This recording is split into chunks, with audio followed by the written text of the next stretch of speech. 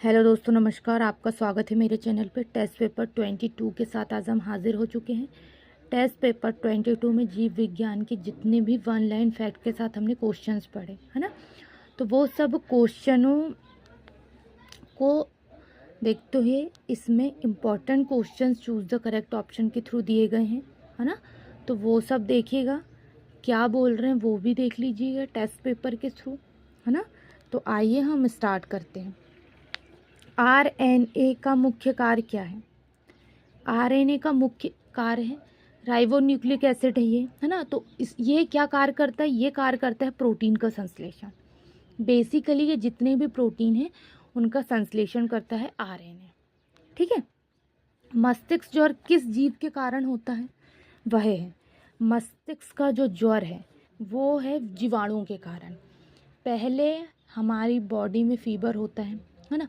तो जब बॉडी में फीवर रहता है तो वो क्या बोलते हैं, बॉडी के जो जीवाणु होते हैं वो जीवाणु सीधे ब्रेन में जाते हैं, हमारे मस्तिष्क में जाते हैं और मस्तिष्क का ज्वर फैला, वो जीवाणु फैल जाते हैं मस्तिष्क में और वो उसी को बोलते हैं मस्तिष्क ज्वर।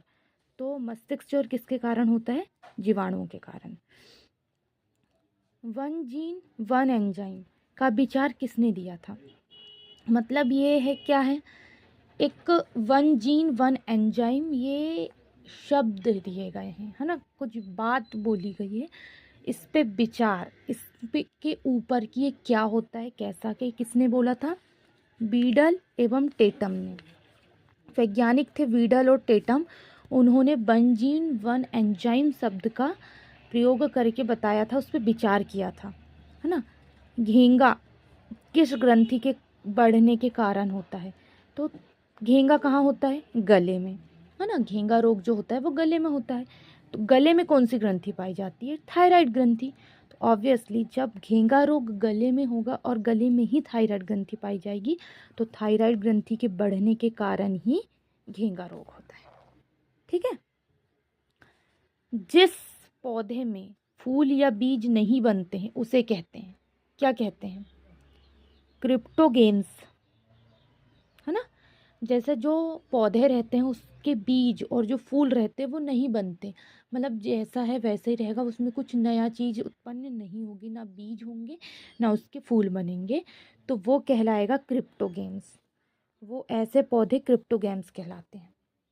हिपेरिन का निर्माण किसके द्वारा होता है ना।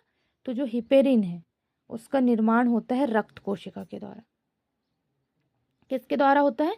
रक्त कोशिका के द्वारा उसका निर्माण होता है हिपेरिन का।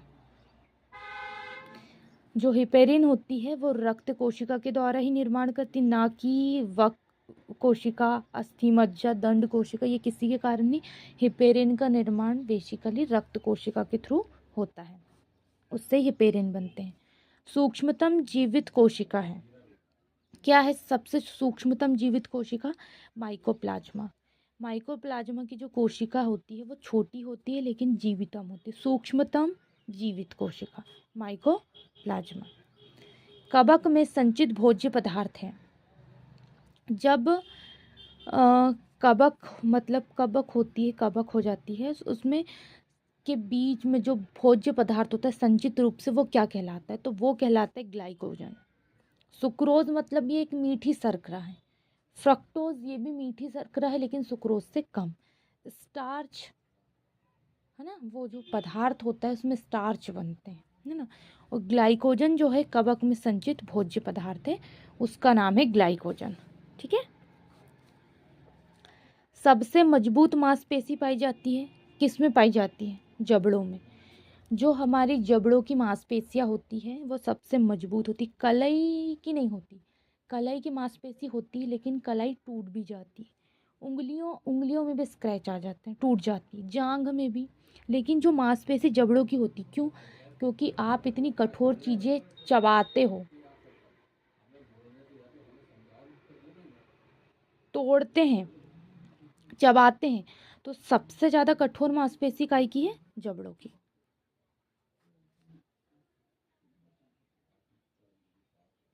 गोलाकार प्रोटीन का उदाहरण है एल्ब्यूमिन। एल्ब्यूमिन जो है वो गोलाकार प्रोटीन का उदाहरण है, ठीक है। गोलाकार जो प्रोटीन होता है वो होता है एल्ब्यूमिन। ये कैरोटीन पाया जाता है दूध में, है ना। ये कोलाजन भी वैसा ही होता है, एलिटीन एक अलग टाइप से, लेकिन गैल्यूमिन जो है वो गोलाकार प्रोटीन का एक उदाहरण है। गोलाकार प्रोटीन का अगर उदाहरण है तो वो है एल्ब्यूमिन। तो हमारा टेस्ट पेपर 22 कंप्लीट हो चुका है। 1 से लेके हमने 10 तक बहुत अच्छे क्वेश्चंस देखे जीव विज्ञान के।